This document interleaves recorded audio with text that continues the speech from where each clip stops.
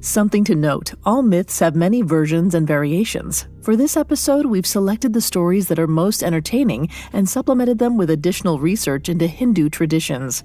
Our versions may not be the myth you're familiar with, but we hope you enjoy them.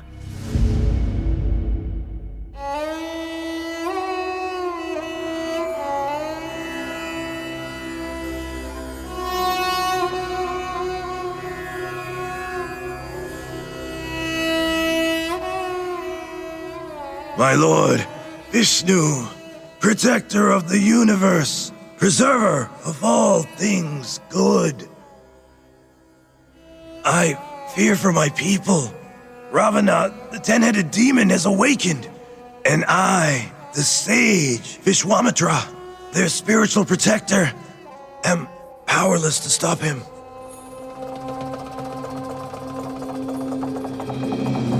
He has unleashed Rakshasas into the world. Demons hell-bent on destruction.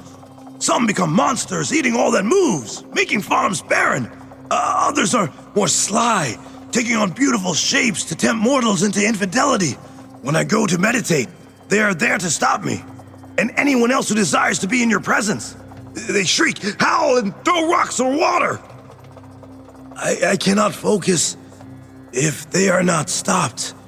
The world's balance will be upset, and all will turn to evil.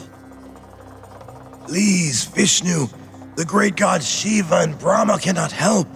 They gave Ravana his powers, and he misused them. We need your aid. Please, speak to me.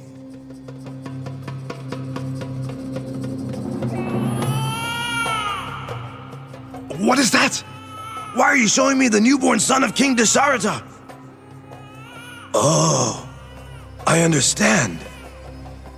This is your son, a piece of Lord Vishnu incarnate. He will defeat Ravana. It is his dharma, his duty. But how will he do it? That is the question. In time, with guidance, he will find his path and restore our balance. The son, born to defeat evil, Rama!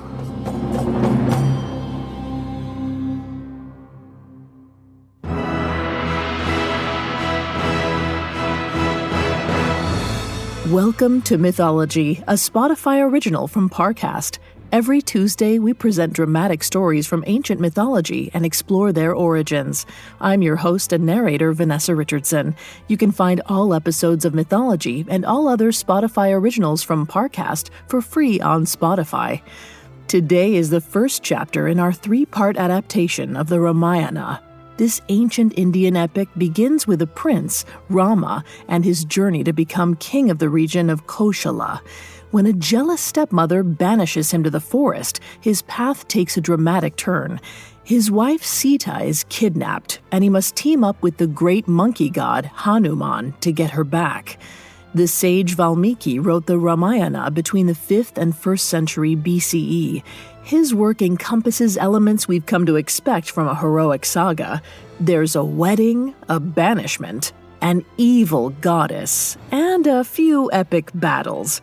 It's a story about duty, family, good versus evil, and, of course, love. But before love must come trials and sacrifice. That is where our story begins, with Rama already fighting to save his lands. Coming up, a hero meets his bride.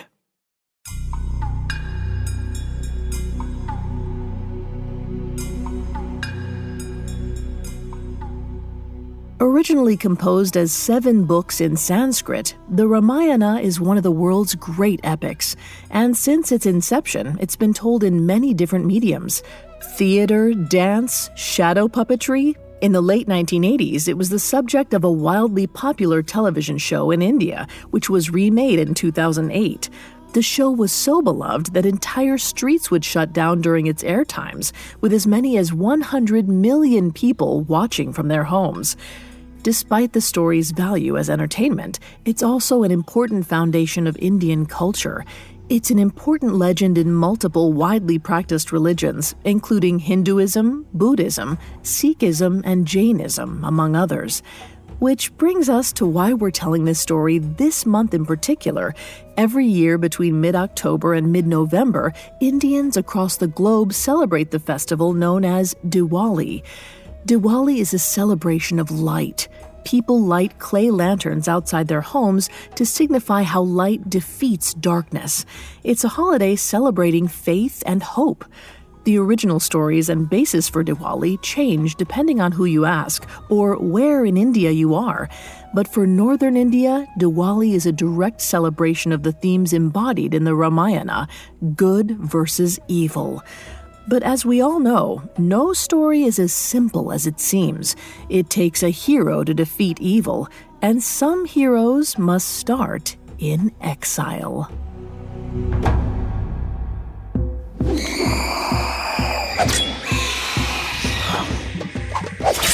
One more, Rama! Where? Over there, behind the tree!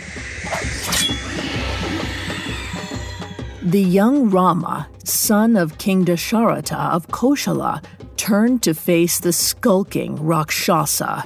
These shape-shifting creatures delighted in stopping prayers, howling and shrieking until the worshiper could no longer focus.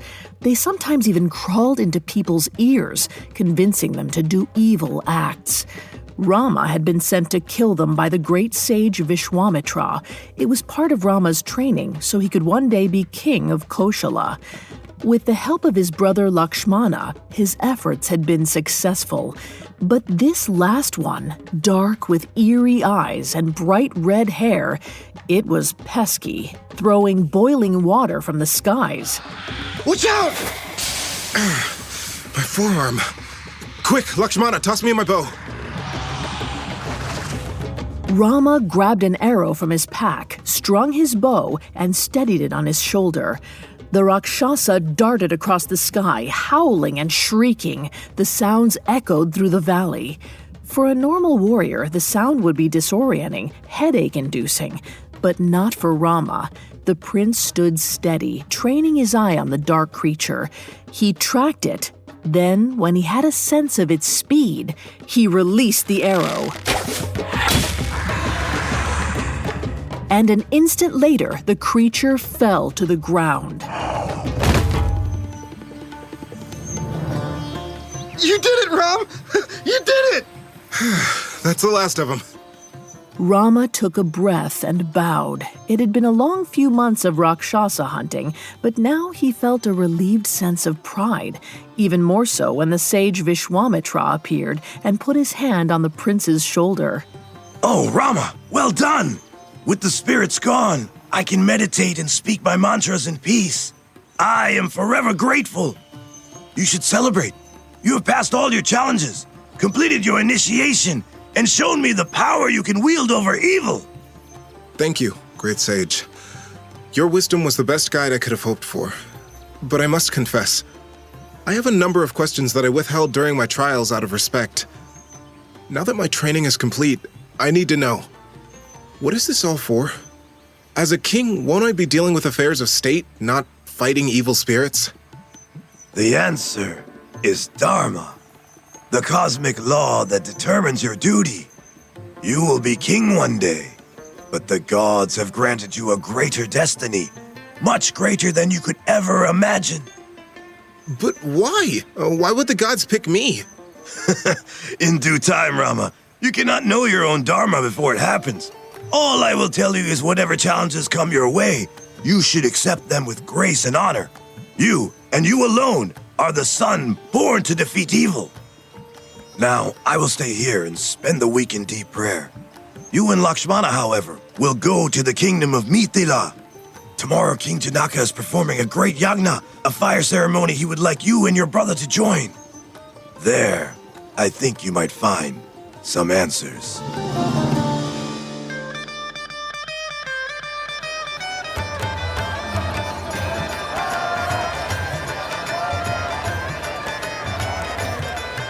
The kingdom of Mithila was more glorious than either Rama or Lakshmana could have imagined. There were gilded turrets and domes on the buildings, jewels glistening on the necks of the townspeople, colorful flags waving in the streets. Floral garlands were scattered outside every door, and then there was the music, drums everywhere and women dancing in the streets. It was as if the whole city was in constant celebration. And yet, as Rama and Lakshmana crossed the moat to King Janaka's palace, Rama stopped in his tracks. His surroundings seemed to melt away, and the sounds faded to a faraway din. In that moment, absolutely nothing else mattered, because at the front of the palace, on a balcony, was the most beautiful woman Rama had ever seen.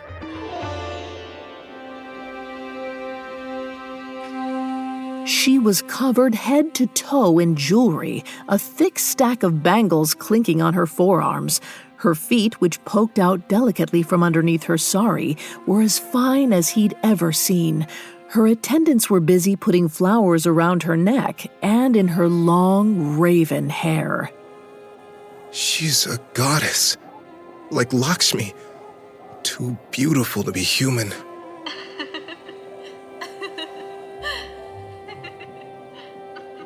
Ram, why have you stopped? Let's go inside. Oh, I see. Who is she? That is the king's daughter, Sita. Is she married? No. Well, rumor is the king wants to see her betrothed, but only wants the best for his daughter. So he put a curse on her. She will only be wed to a suitor who can lift, bend, and string an impossible bow. One which once belonged to Shiva himself. From what I've heard, many men have tried over the years. All have failed. Rama looked to the balcony again. Sita turned and her gaze met his. She smiled, the greatest smile Rama had ever seen. Then she turned away. Impossible bow, you say, Lakshmana? Nothing's impossible if it's fate. Rama walked forward, leading Lakshmana inside the castle. At the center of the courtyard was a great hearth, tended to by the king's court. King Janaka sat front and center, chanting Sanskrit alongside one of his sages. Rama and Lakshmana sat quickly, paying their respects to the fire god, to light triumphing over darkness. But Rama couldn't help thinking about Sita. Something in his soul called to her. It was like, in that moment, she was more important than praying to the fire god, Agni. So when the prayers were over and King Janaka stood, Rama walked to him and bowed, knowing exactly what he had to do. My lord, I am Rama, son of King Dasharatha, ruler of Koshala. I would like to try my hand at the bow. King Janaka glared at the young prince and stroked his bright white beard. The sun shone off his tall crown and beamed into Rama's eyes, nearly blinding him. He squinted, keeping his eyes trained on the king. Sir, please. I'm confident I have the strength to do what no other man could. I believe it is my dharma. King Janaka sized Rama up. Then, without speaking, walked forward, beckoning Rama to follow. He led Rama out of the gates and toward the plaza in front of the palace. Lakshmana followed them, as did an increasingly large crowd of onlookers. Soon, King Janaka's servants fetched the bow, and the assembly doubled in size. Rama shot a quick glance back towards the palace. Sita stood on her balcony, watching him curiously. He puffed out his chest, hoping he could impress her. I think you should lift from underneath and start low. Use your hips. When you pull, suck in with your belly and... Hush, brother. Please. I have this.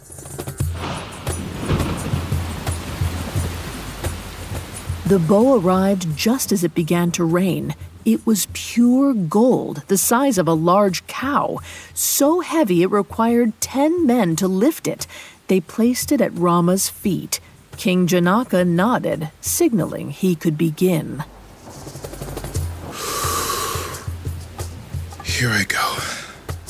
With the swiftness and grace of an owl, Rama bent down, his eyes closed as he picked up the bow. The crowd gasped. No one had ever lifted it before. Rama grasped both ends of the bow and bent them together. I could string it. But I wonder, for beautiful Sita, she deserves for me to not just conquer the curse, but to break it. The bow bent further and further until it snapped entirely. Your Highness, the curse is lifted. I shall take your daughter's hand in marriage.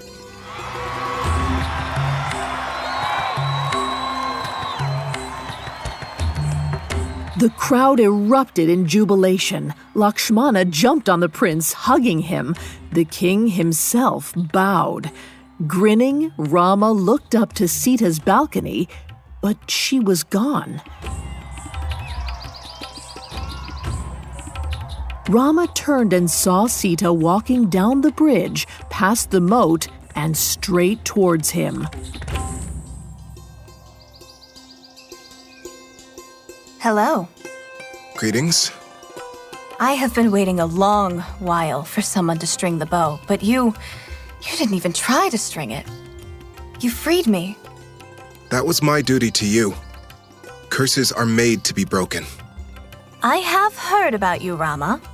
They say you are maybe the son born to defeat evil. Is this true? That is what I have been told, but I do not know what that evil is. I do know that I would like to have you as my bride. If you'll take me. Rama knelt and extended a hand. After a brief moment, Sita took it, her bangles sliding down to brush Rama's fingers. He stood and spun her around, the sun shimmering off her jewelry. Lakshmana, fetch an astrologer. We need to set a wedding date. Coming up, Rama's new beginning is tainted by jealousy. The floorboards creak. The walls, they moan.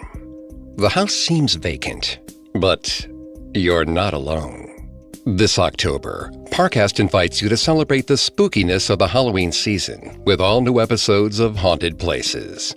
From an infamous murder farm in Indiana to the ghostly tombs and palaces of ancient Egypt, visit the world's most haunted destinations and find out what happens when a soul leaves the body, but doesn't leave the grounds.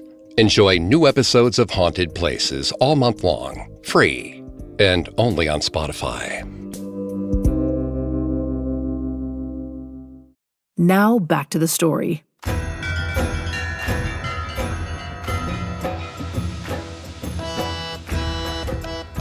After Rama broke the impossible bow, it was decided he and Sita, princess of the kingdom of Koshala, would be wed.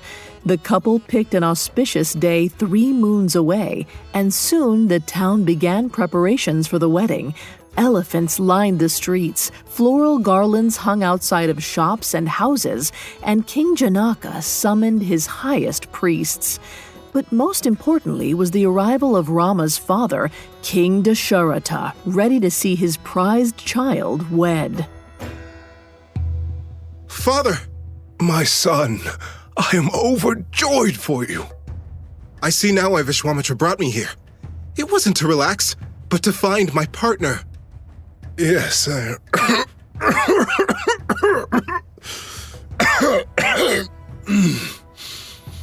Sorry, I must have caught a cold on the journey. Before you marry, I have something to give you. A ring. Not just any ring. This ring was made by the creator himself, Brahma. It signifies the legacy you and Sita will make together. It is the truth. Let her give it to you on your wedding day. It will keep you close.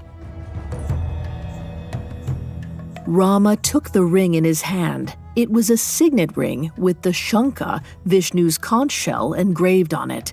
It lay heavy and cold in his palm, but when he slipped it onto his finger, it felt light and warm. Thank you, Father. And when I return, we must speak about the future. About when I become king. I have much to learn from you. In due time, son. In due time. Now, go forth and marry.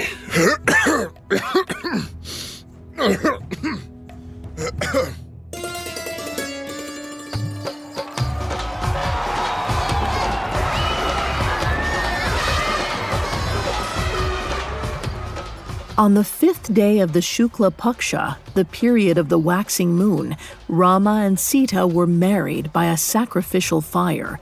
All from the cities Mithila and Ayodhya, capital of Koshala, attended. They watched as the two walked around the fire, tended to by high priests, and all were overjoyed at the union, especially Rama and Sita. His face was serious, but his heart was beaming with joy. She had her mehendi-covered hands clasped together, praying for a loyal union. Then, towards the end of the ceremony, she took Rama's hands in hers and gave him the ring. This is a symbol of my commitment to you, and you to me. If anything should come between us, see this ring as a reminder of our eternal love. And my duty to you, my wife.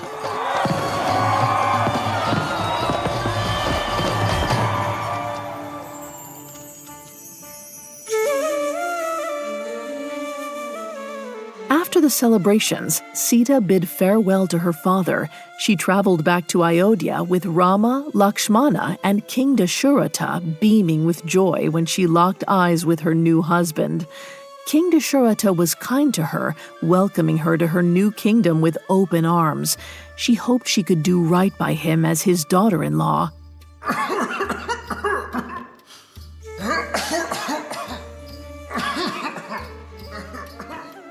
Yet even when they returned to the palace, King Dasharatha's cough did not subside. Night after night, Rama would hear his father's coughs echoing through the halls. 3 weeks after Rama's wedding, the king's favorite wife, Kaikeyi, came to visit Rama in his chambers. Rama, your father is asking for you. It is a matter of grave importance. What is wrong? You look distressed. Sleep has not been kind to the king. He sees the serpent in his dreams. He says that Shiva and Shakti are coming for him. I'll come at once.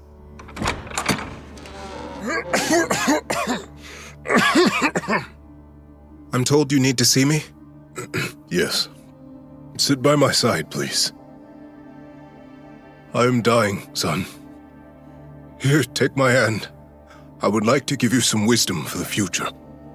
Father, You know of Maya, the illusion of the world.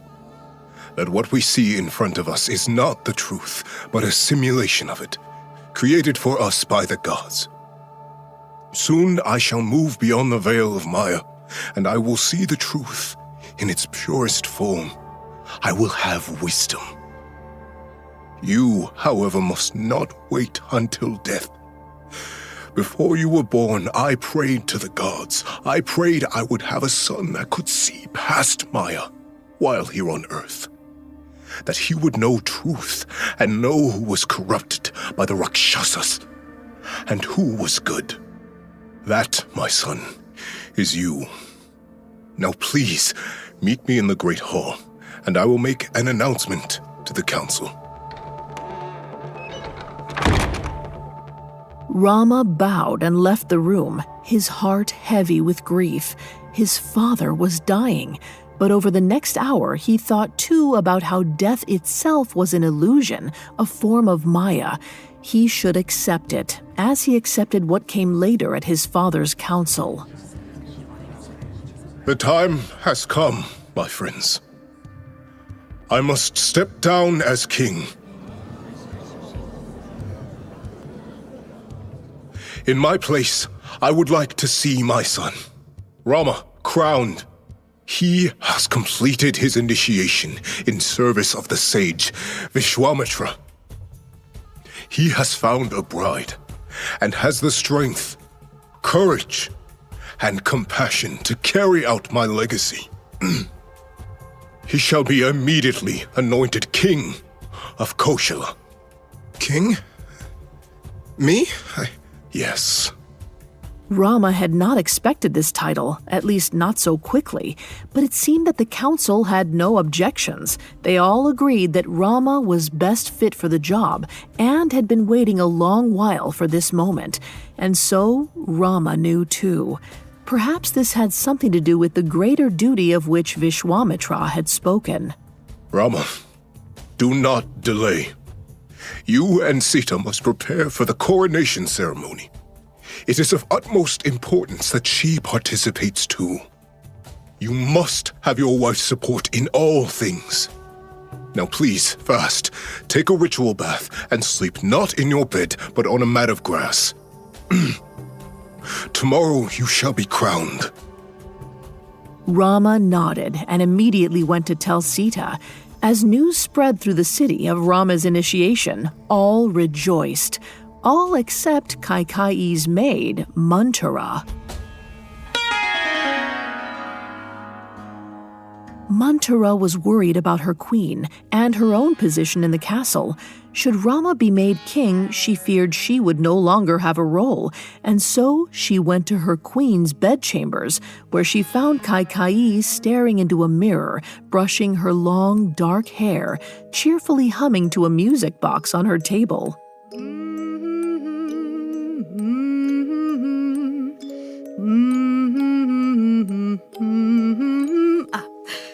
Come, Manthara.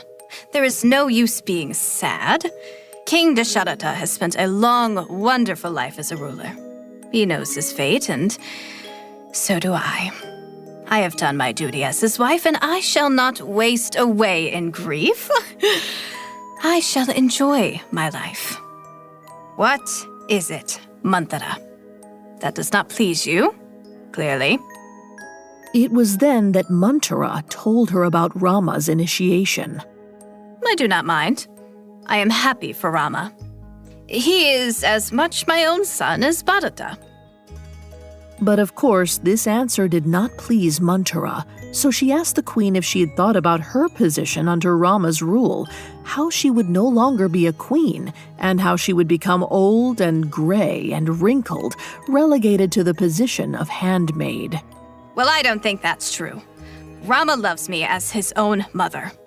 At least, I think he does. He wouldn't cast me aside, would he?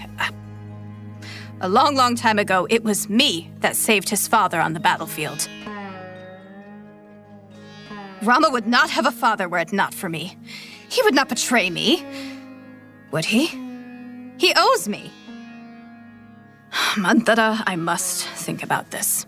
Hand me that jug of wine, would you?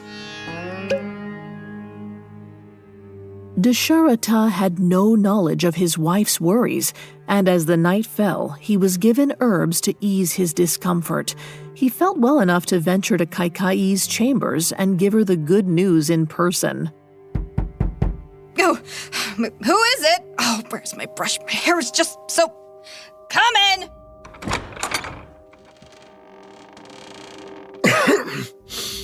My queen! Dasharatha, good. I have been wanting to speak with you. My dear, are you sick? Your hair is... Your clothes are wrinkled, your face is filled with tears. Oh, what sorrow you hold. Is this sadness for me? Why did you not tell me your plans for Rama? I had come to tell you just now, as I have been with my spiritual advisors all day. I had hoped to rejoice with you. He is a good boy, but...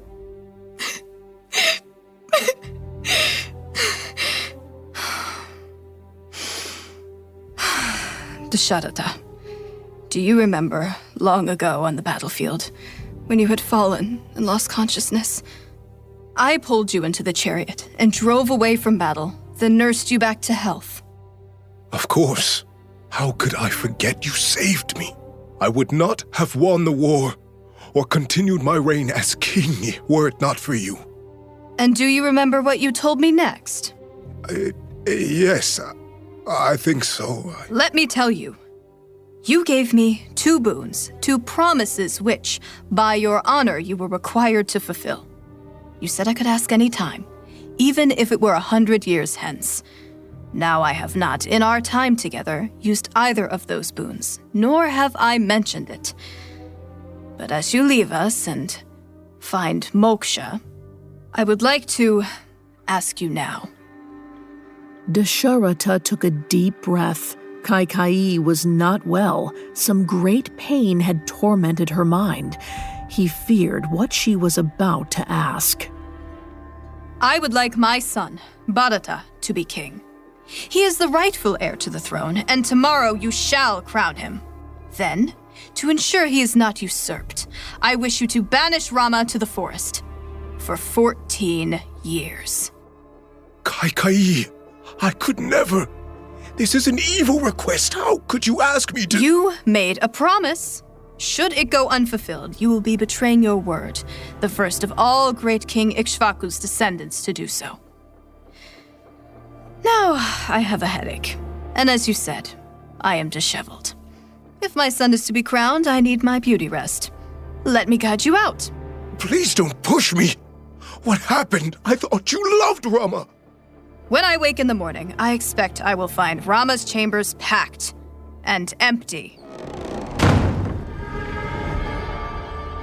Forced out of Kaikeyi's room, Dasharatha walked through the corridor, torn between his duty to his wife and his duty to his son. Refusing his wife's request would betray his ancestors and the gods, in whose names boons are promised. Yet, should he obey her, his son would be out in the forest, living amongst the animals and insects. Dasharatha heard the echo of the flutes and drums through the halls, rehearsing for Rama's coronation. He knew he should be there, attending to final details, but he could not face it. He wanted to crawl into his chambers and drink a tub of poison, die that evening. And then he saw Rama walking towards him. My son, there is something you must know.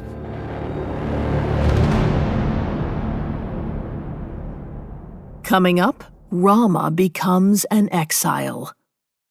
Now back to the story.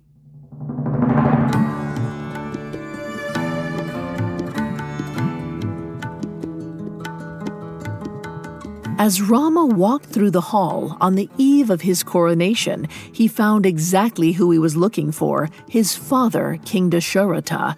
Only the king was not the cheerful, calm, strong ruler he'd been before the wedding, when they'd spoken of Rama's duty to his kingdom. Instead, he looked like he was going to collapse. Father, is this the time? No, my son. Then what is it? You look more ill than before. Here, sit down. No, I do not need a seat. I may be dying, but I don't need coddling. Come, Rama, let's walk. There is something I'm afraid I must tell you. Dasharatha extended his arm, and Rama took it. He was surprised by his father's frailty, the thinness of his once strong bicep.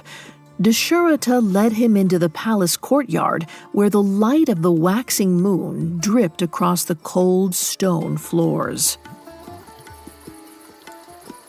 I remember being young and playing in the fountain with Lakshmana. We would use leaves as boats and pretend we were 2 warrior kings traveling across a great ocean. Our quest? To conquer our enemy and save a princess. And then you, Father, would walk in and scold us. Tell us that to joke about war was to dishonor Lord Vishnu. That battle was no laughing matter. I have grown much in the past few years, Father. Vishwamitra's initiation has prepared me for tomorrow. To fulfill my duty to my kingdom.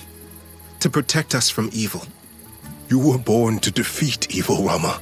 I have no doubt. But I'm afraid it will not happen here.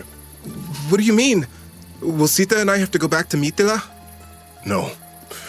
Your stepmother, Kaikeyi, wishes for her son, Bharata, to be king. Oh. Well, Bharata would make a fine king, I'm sure, but he does not want to be. He's off in his uncle's kingdom, enjoying the beaches. He has as little wish to rule Koshala as I have wish to be on an island with no responsibilities. I am aware, son, but once, long ago, I made a promise to Kaika'i. One I am bound to honor, no matter how I feel about what she requests. She has gone against this family. Rest assured, before I pass, I shall pray to Shiva to banish her, to cast her off as a demoness. No, Father. It does not serve you to be angry. Hear what she asked before you judge my bitterness, Rama.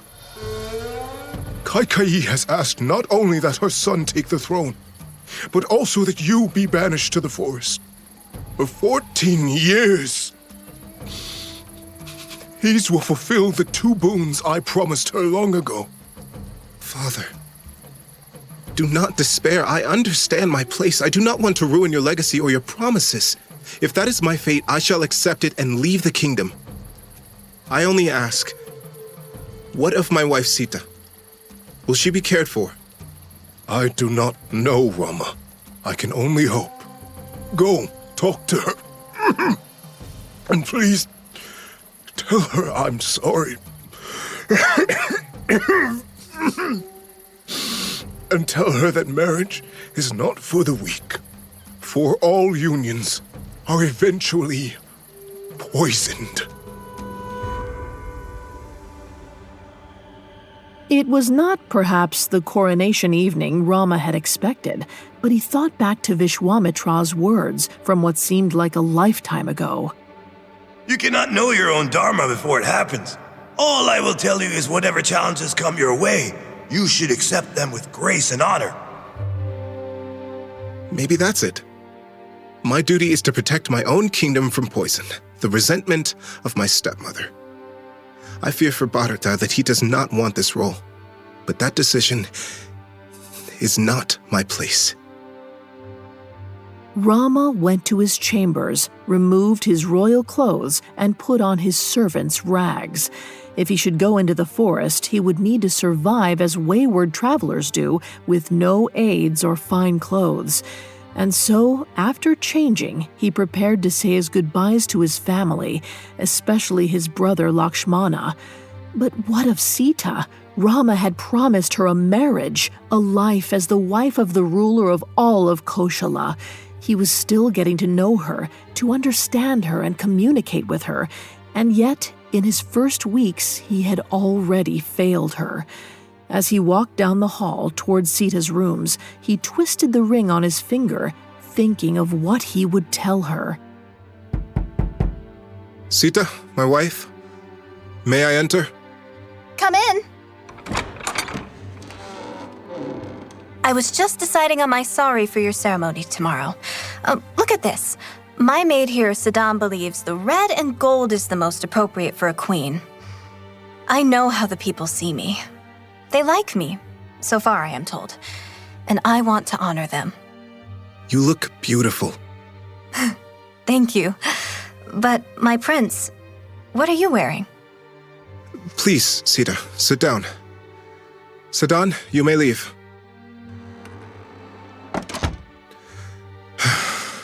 What is it, Rama? I will be leaving. Tonight. Because of a promise he made long ago, my father has been forced to banish me to the forest. You, however, are not obliged to come with me. Instead, it is my hope that you will stay here and tend to my father in his final days. Here, stand. Help me. Untie my sari. What are you doing? If you are going, I shall go with you. I married you, and I will be by your side. No, Sita, this is not the life I promised you. Please, Ram, the tie. There. Thank you. I will go change. Sita.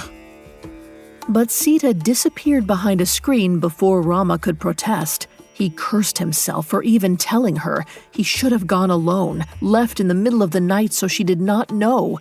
He valued her loyalty, yes, but he did not want to see her suffer. Just then, Lakshmana burst into the room, brandishing a sword in his grip. Rama, tell me, it's not true. Who do I have to fight? I shall prepare an army and storm the palace. Bharata is not my king.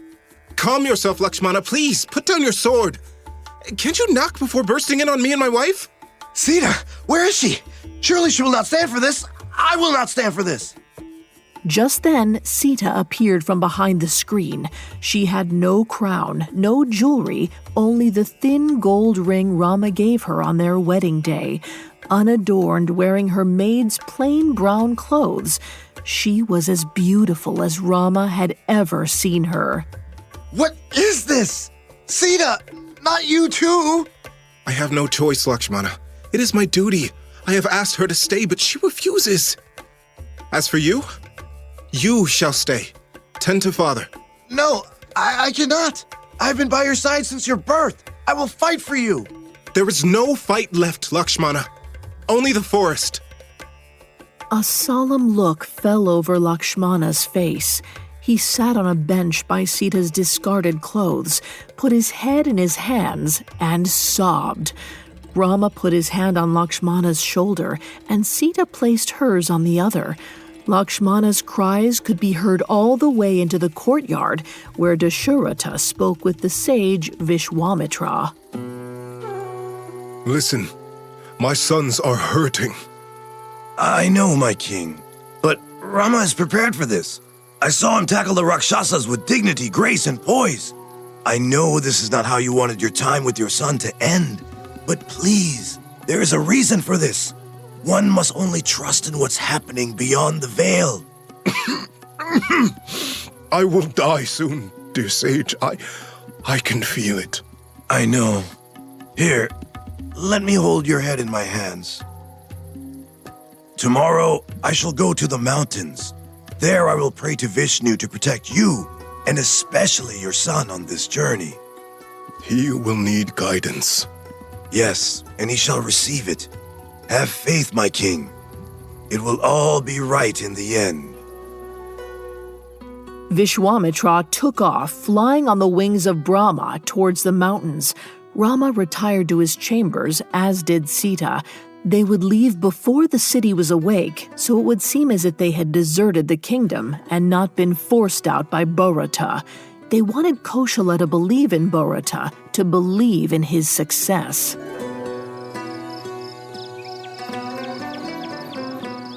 And so, before dawn, Rama and Sita woke and met in front of the palace, wearing rags and carrying a small sack of provisions and a single change of clothes. A chariot arrived at the front to take them to the edge of the city.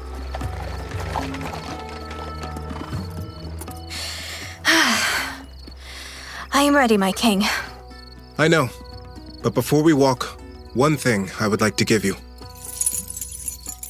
My bracelets! Oh, how sweet of you. You do not have to leave everything behind. I would like you to remember at least some of who you are. For in 14 short years we shall be back, and if we are lucky, the gods will see that I regain my title. And then you will be the queen I promised. Now, shall we? I would like to see the trees. Rama helped Sita into the carriage. He followed, closing the door behind him. But just as the carriage was driving away, someone called out from behind them. Wait! Stop the horses! Lakshmana, hush! You will wake half the city. I'm coming with you. Open the door. I told you to stay. I do not want you to be exiled too. Who is going to teach you how to build a fire, make a hut? You will need food, water, shelter. You have been spoiled, Rama. Remember our travels with Vishwamitra? It was I who knew how to feed you. Now move over. I know there's room for 3 in that carriage.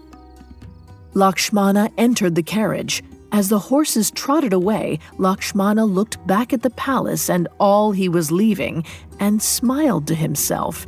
Sita kept her gaze ahead, at the road as it faded into the forest.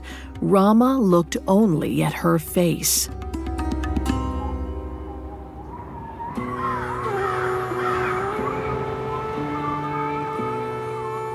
In the mountains, Vishwamitra saw all of this through his mind's eye. He was glad Rama had found support, that he was not going alone. I know this will not be easy. Deep in the forest, something awaits the young prince. I ask you, Lord Vishnu, give him protection. Give him the strength to see good. For as he goes on, he will find that his biggest test in the forest is not survival, but pure evil. There, in the forest, he will meet Ravana.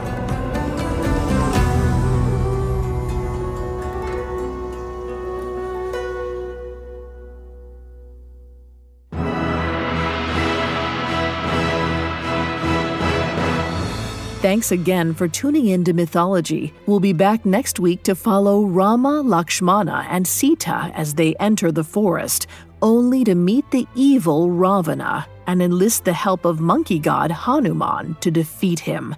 You can find more episodes of Mythology and all other Spotify originals from Parcast for free on Spotify. If you enjoy Mythology, you'll love my other podcast, Tales. Tales presents fairy tales the way they were originally told, orally and unadulterated. Every Wednesday, we dive into the dark origins of another classic fable. We'll be back next week with another epic story. Mythology is a Spotify original from Parcast. Executive producers include Max and Ron Cudler. Sound design by Brian Golub, with production assistance by Ron Shapiro, Nick Johnson, Trent Williamson, and Carly Madden. This episode of Mythology was written by Stacey Lee Nemec, edited by Molly Quinlan and Robert Teamstra, fact-checked by Haley Milliken, researched by Adriana Gomez, and produced by Freddie Beckley. The amazing cast of voice actors includes Dinesh Alvis, Zelda Diana Black, and Charlie Wess. I'm Vanessa Richardson.